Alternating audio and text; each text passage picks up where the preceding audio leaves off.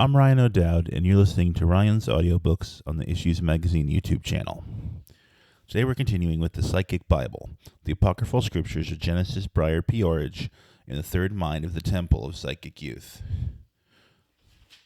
Section 125, Part B, Addenda to the second edition of the Psychick Bible. On the way from the garden. 1.1 In the beginning, time created the heaven and the earth. 1.2 And the earth was without form and void, and darkness was upon the face of the deep, and the spirit of time moved upon the face of the waters. 1.3 And time said, "Let there be light," and there was light. 1.4 And time saw the light, that it was good, and time divided the light from the darkness. 1.5 And time called the light day, and the darkness he called night, and the evening and morning were the first day. 1.6 And time said, "Let there be a firmament in the midst of the waters, and let it divide the waters from the waters." 1.7 And time made the firmament, and divided the waters which were under the firmament from the waters which were above the firmament, and it was so. 1.8 And time called the firmament heaven, and the evening and the morning were the second day. 1.9 And time said, "Let the waters under the heaven be gathered together unto one place, and let the dry land appear," and it was so. 1.10 And time called the dry land earth, and the gathering together of the waters called he seas, and time saw that it was good. 1.11 And time said, "Let the earth bring forth grass, the herb yielding seed, and the fruit tree yielding fruit after his kind, whose seed is in itself upon the earth." And it was so.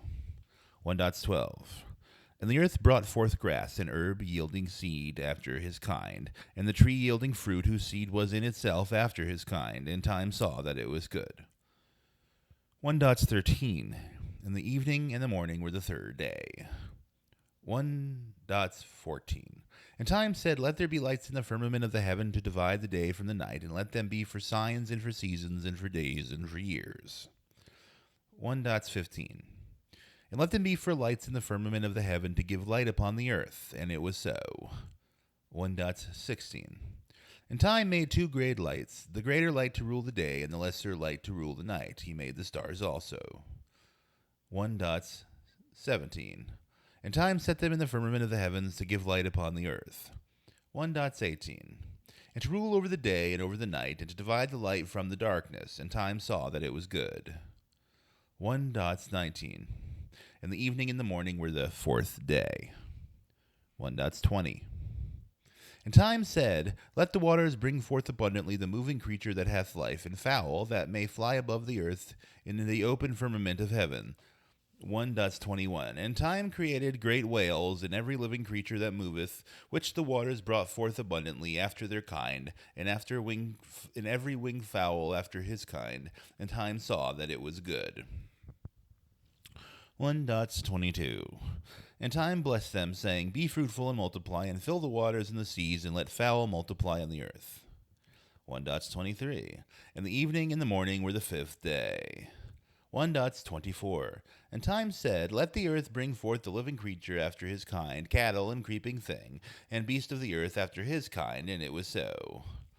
1.25 And time made the beast of the earth after his kind, and cattle after their kind, and everything and creepeth upon the earth after his kind, and time saw that it was good.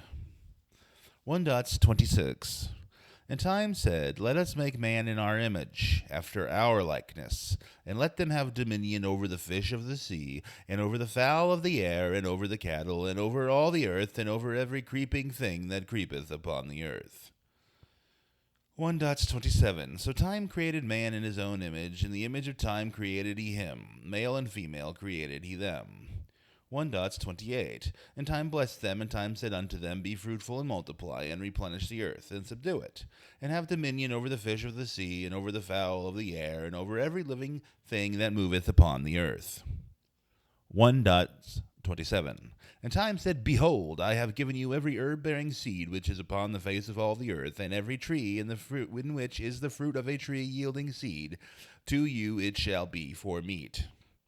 1:30. And to every beast of the earth, and to every fowl of the air, and to everything that creepeth upon the earth, wherein there is life, I have given every green herb for meat, and it was so. 1:31. And time saw everything that he had made, and behold, it was very good. And the evening and the morning were the sixth day. 2:1. Thus the heavens and the earth were finished, and all the hosts of them. 2:2. And on the seventh day time ended his work which he had made, and he rested on the seventh day from all his work which he had made. 2:3. And time blessed the seventh day, and sanctified it, because that in it he had rested from all his work which time created and made. 2:4. These are the generations of the heavens and of the earth, when they were created in the day of the Lord time, made the earth and the heavens. 2:5. And every plant of the field before it was in the earth, and every herb of the field before it grew, for the Lord time had not caused it to rain upon the earth, and there was not a man to till the ground. 2:6. But there went up a mist from the earth, and watered the whole face of the ground. 2:7. And the Lord time formed man of the dust of the ground, and breathed into his nostrils the breath of life, and man became a living soul. Editor's note. Notice, these are two contradictory creation myths, perfectly acceptable for a magician and a sorceress like Genesis P-Orridge, but maybe a bit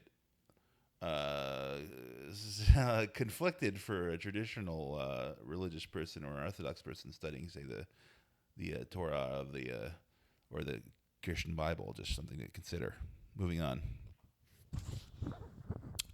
2:8. And the Lord time planted a garden eastward in Eden, and there he put the man whom he had formed. 2:9. And out of the ground made the Lord time to grow every tree that is pleasant to the sight and good for food. The tree of life also in the midst of the garden, and the tree of the knowledge of good and evil. Editor's note. Notice, there are two magical trees, the tree of life and the tree of the knowledge of good and evil. Many times in traditional Bible studies, scholars confuse these, and especially in the ordinary Christian's mind, they often think of this as the same tree, but there are two different trees, tree of life and the tree of knowledge of good and evil. Moving on. 2:10. And a river went out of Eden to water the garden, and from thence it was parted and became into four heads. 2:11. The name of the first is Pison, that is it which compasseth the whole land of Havilah, where there is gold.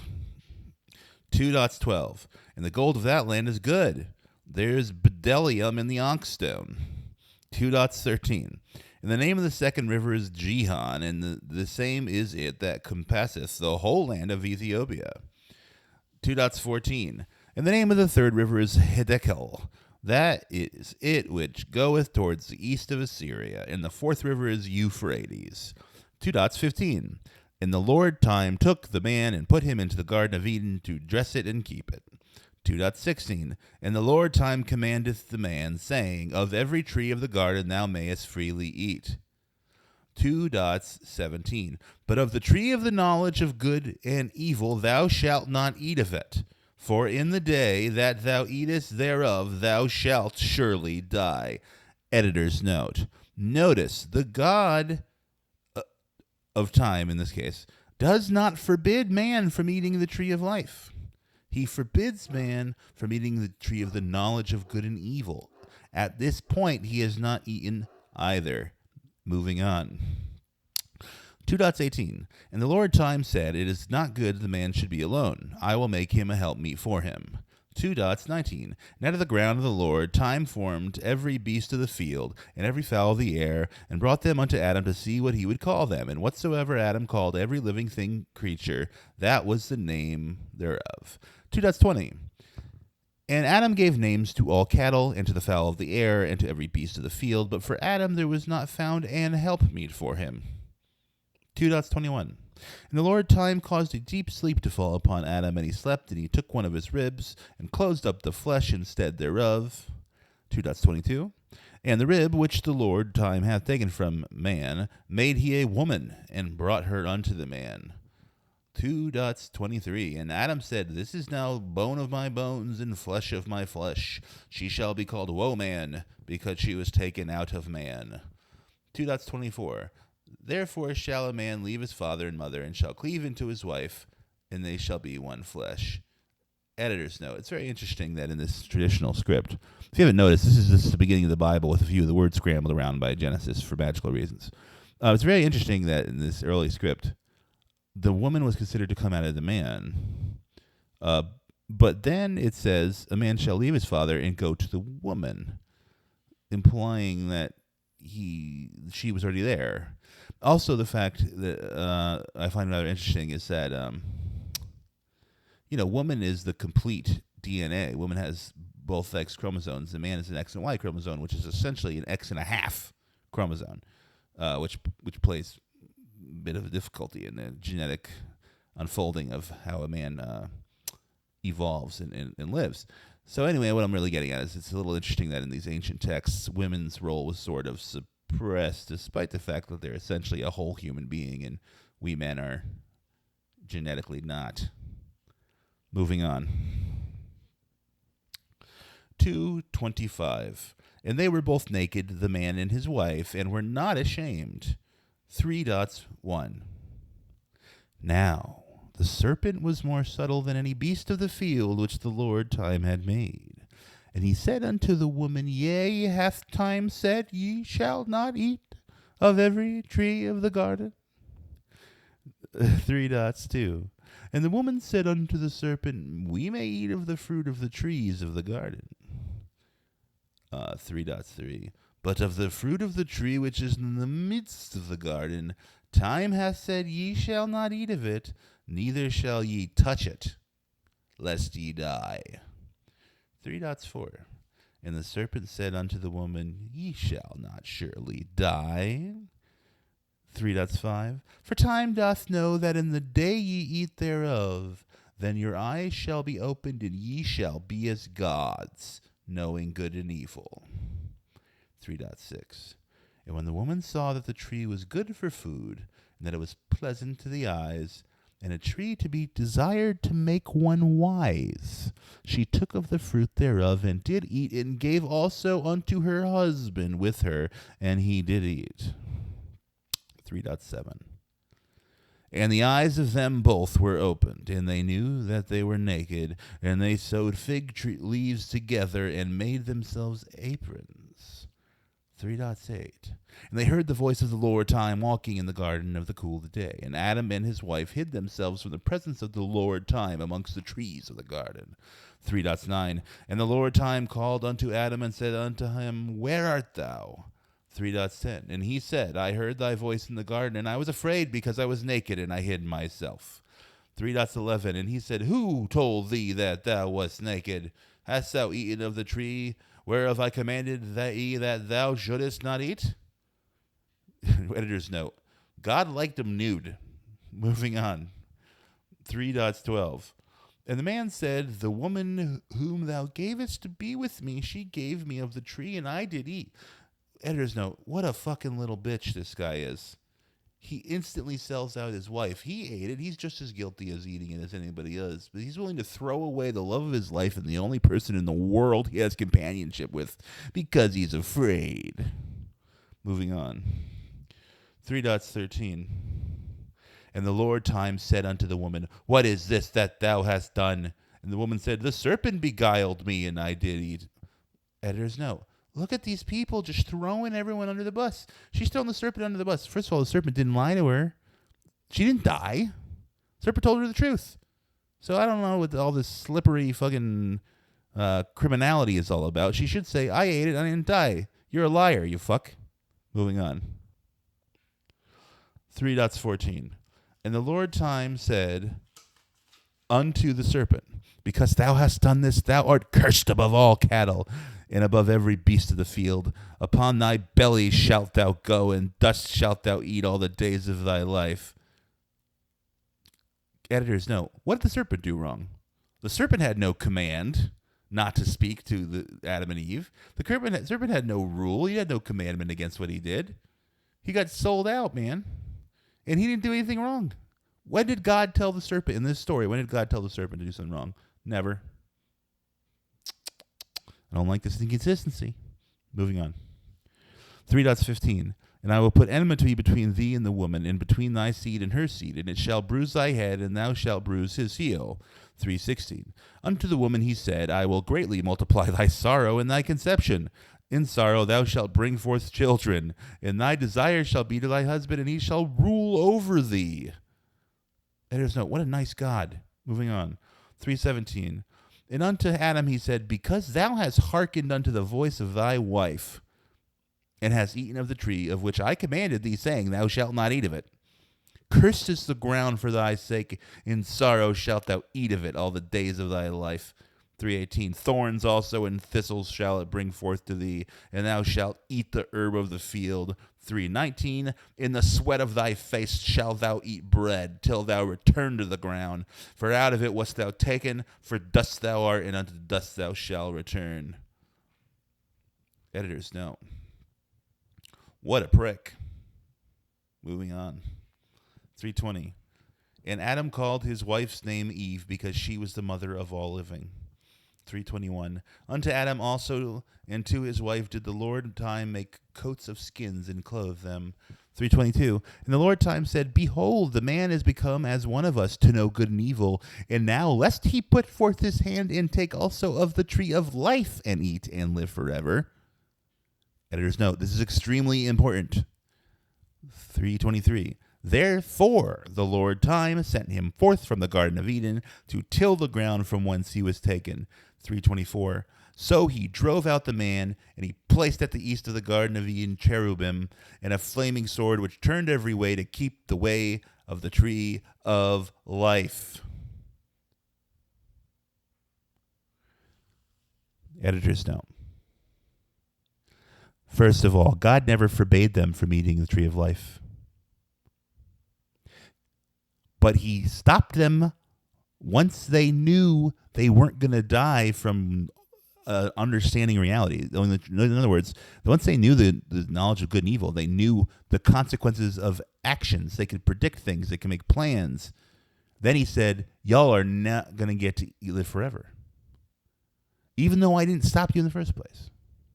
And even though I did not say, you see, so his promise, quote unquote, was that if they ate the tree of the knowledge of good and evil, they would die. Then God, in the story, God becomes the Grim Reaper and says, now you can't eat the tree of life. He enforces the promise of death by essentially killing them eternally. And he never he never commanded they couldn't eat from the tree of life, ever.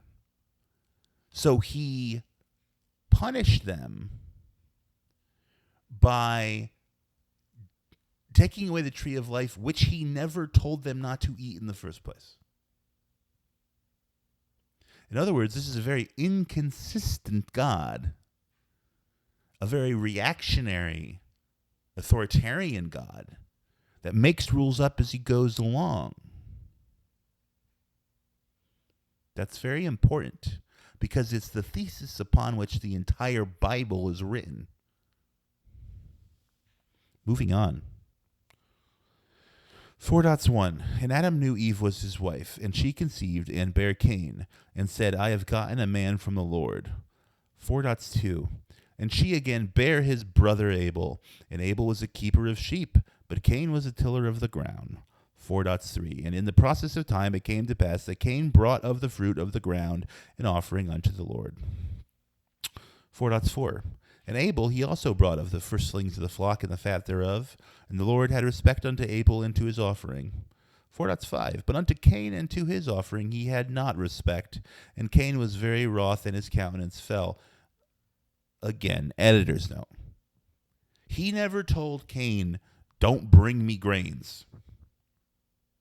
Cain tilled the ground with his sweat of his brow and gave God the consequences, what he was able to. And God said doesn't respect it. There was no rule against it. Nothing was communicated. It's just God's own disrespect in the situation. Think about that. It's arbitrary. It is arbitrary. Why should we know that God likes when you burn cattle more than when you burn grains? Why should we know that? There's nothing in this story to communicate that. But it doesn't matter because this God is arbitrary. He makes rules up on the spot and punishes people if they don't follow them. Moving on. 4.6 And the Lord said unto Cain, Why art thou wroth, and why is thy countenance fallen? 4.7 If thou dost well, shall thou not be accepted? And if thou doest not well, sin lieth at the door, and unto thee shall be his desire, and thou shalt rule over him. 4.8 And Cain talked with Abel, his brother. And it came to pass, when they were in the field, that Cain rose up against Abel, his brother, and slew him. Editor's note. Obviously, this is murder. This strikes at the heart of any human ethic. It doesn't matter who it is. It's totally and completely wrong. That's just the way it is. But the way I interpret this is the first time that a worker punished their peer because their boss didn't like him.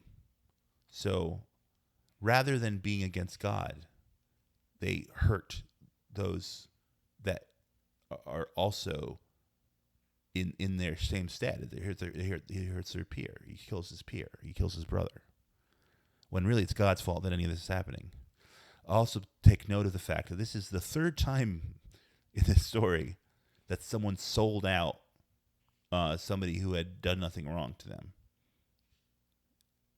Adam sold out Eve. Eve sold out the serpent.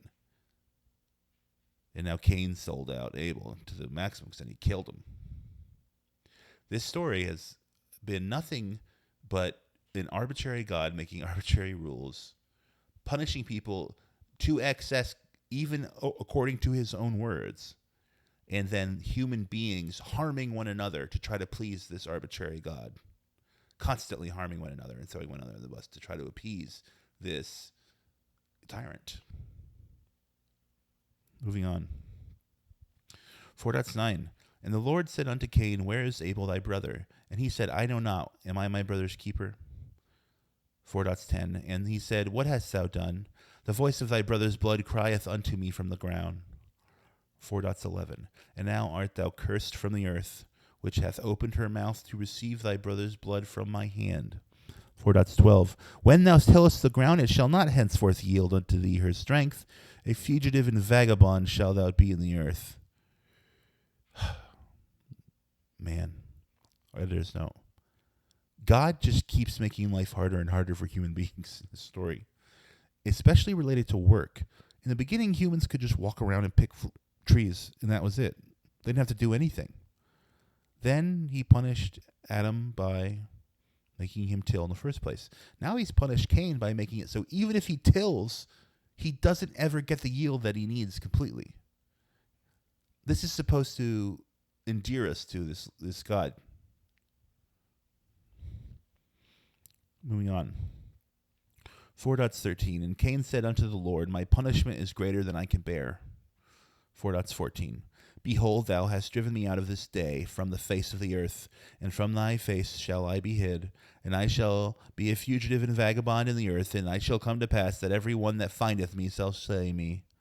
4.15 And the Lord said unto him, Therefore whosoever slayeth Cain, vengeance shall be taken on him sevenfold. And the Lord set a mark upon Cain, lest any finding him should kill him. 4.16 And Cain went out from the presence of the Lord, and dwelt in the land of Nod on the east of Eden.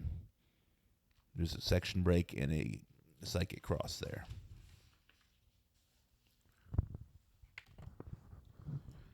Here to go, here to do. This series of events is a reminder of work already done and a challenge to the stagnant complacency in the dreamless minds drowning us. It begins in dreams, dreaming what you would like to happen, the perfect event. You believe if you take your dreams seriously enough, they happen. Come to pass. Dreams are to me descriptions of how things really are. They are accurate. As real as a car smashing a cat in the road. Jason, Giorno, Burroughs, these people allow no separation between their work, their lives, their dreams. Separation would be dishonest, would go against the dream of survival and knowledge. The book, the music, the film is the author, it has to be. This is a magical process, and it makes things happen. It reveals even more.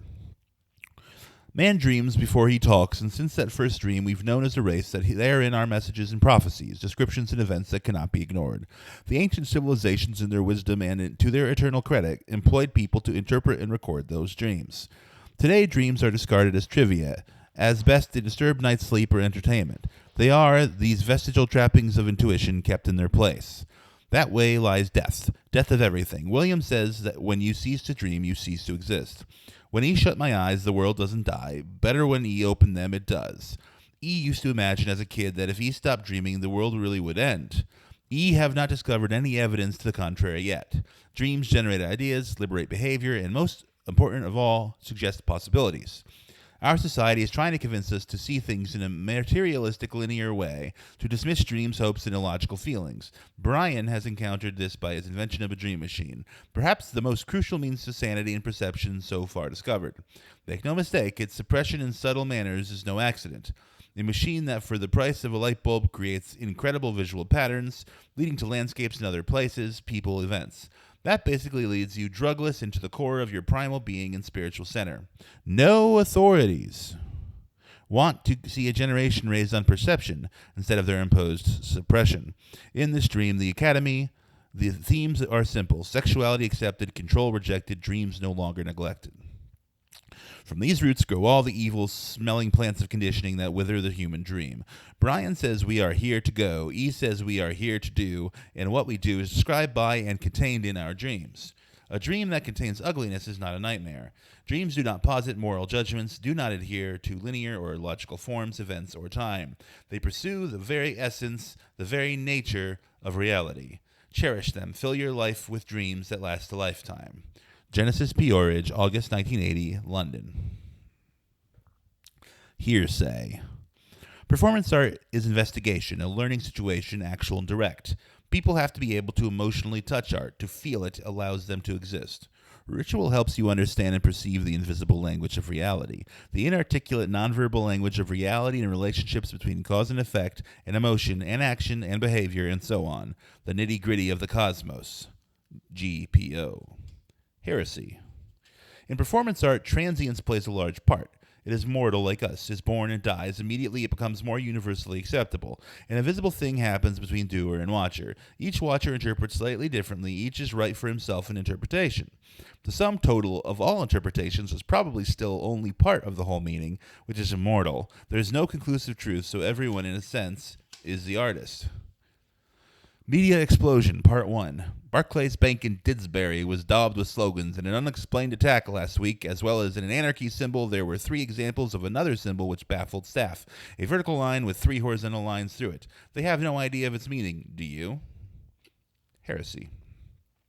Performance art can be like a priest in a church, a special atmosphere, intangible, always unique. Something belonging only to those present. Like a death in a close-knit family. Described later or in photographs, it's not the same. It never can be.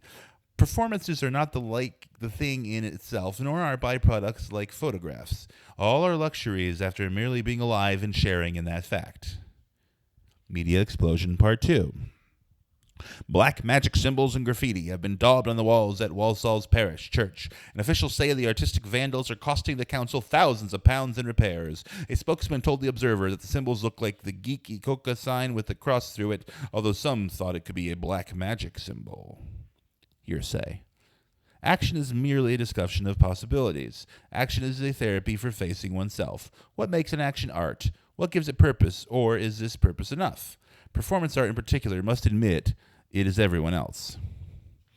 Media Explosion, Part 3.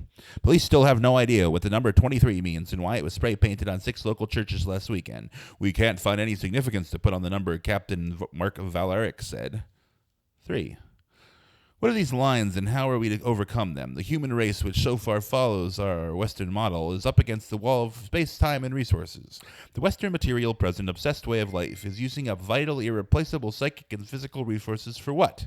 A society where Tesco's are the cathedrals, a society where football players are gods, a society where the new Olympus is the top 10, Hermes the messenger, the news at 10. Our present system, like a train run amok, insists that we live our lives for production of inessentials, for consumption of inessentials. Things, objects that have no life, no relation to nature, or any kind of life, fable, and death. The prospect of death should concentrate the mind wonderfully. So dulled is our collective sense that instead we walk like sleepwalkers, hypnotized by the end of the line, and this dulling is achieved through many agents, of which one of the most important is television. Hearsay.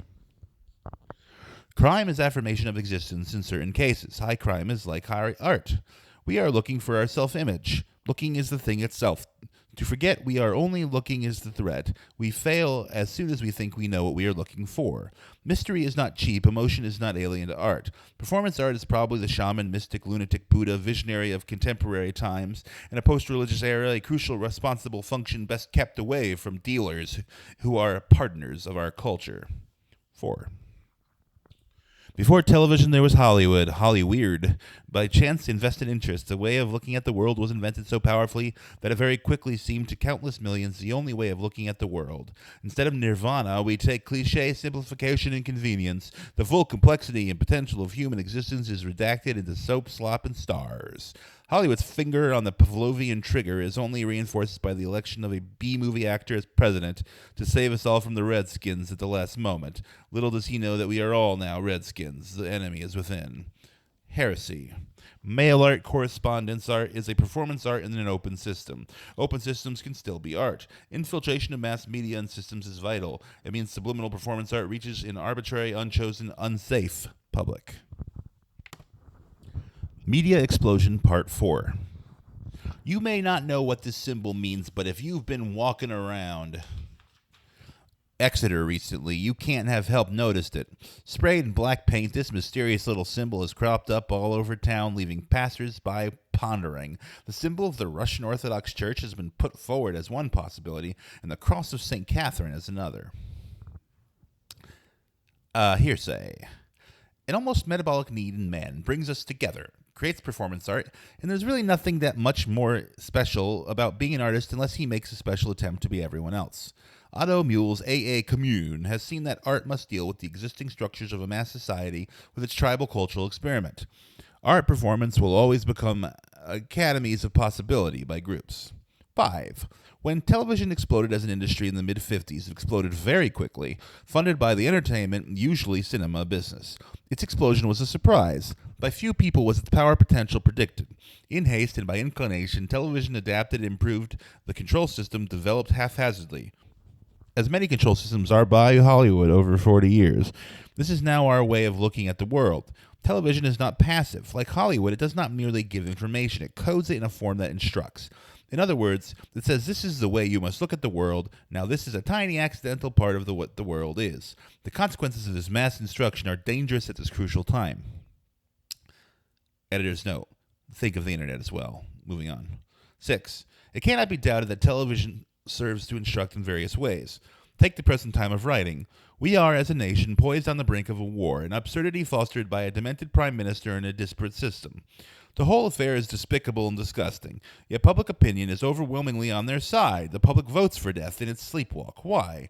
Because into its dreamlike state, television inserts a pattern of images, not even words. For in TV, these are overrated, that recur and recur, ships, navy, discipline, weapons, war, a perfect paradigm of control, so well done that it doesn't just even seem externally imposed. It's just the way things are.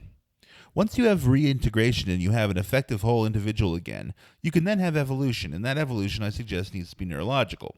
If people see things intelligently, are more aware and thoughtful and using more of their brains, then stupid action will become more obviously stupid and therefore laughably irreverent.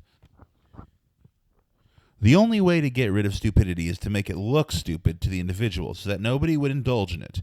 And I think that forms of ritual and what is commonly termed magic art are an essential part of that reintegration. And that's why they were quite deliberately amputated from man's experiences during the Middle Ages, in order to facilitate the growth of power through various kinds of conditioning and suppression. GPO.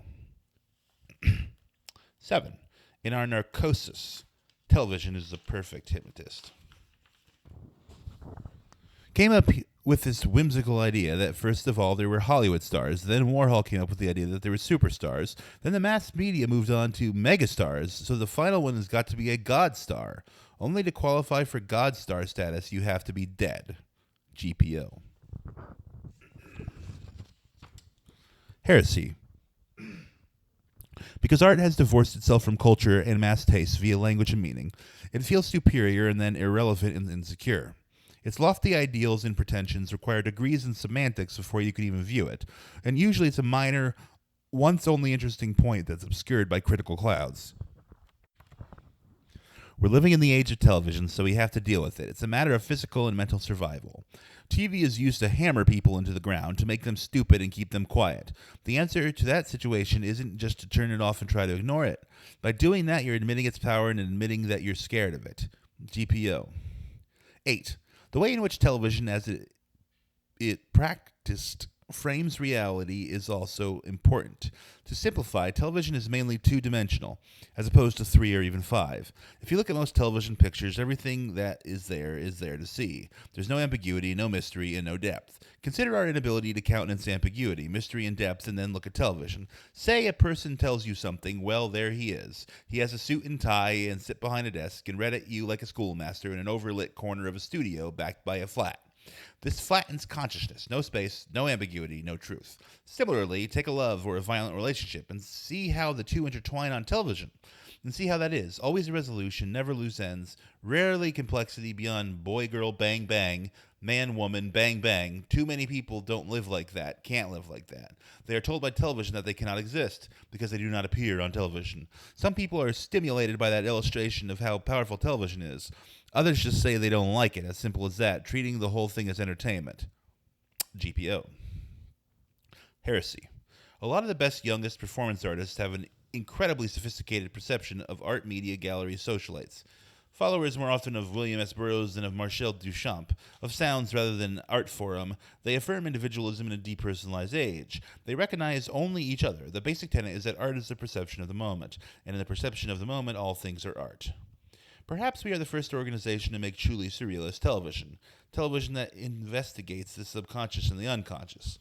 GPO. 9.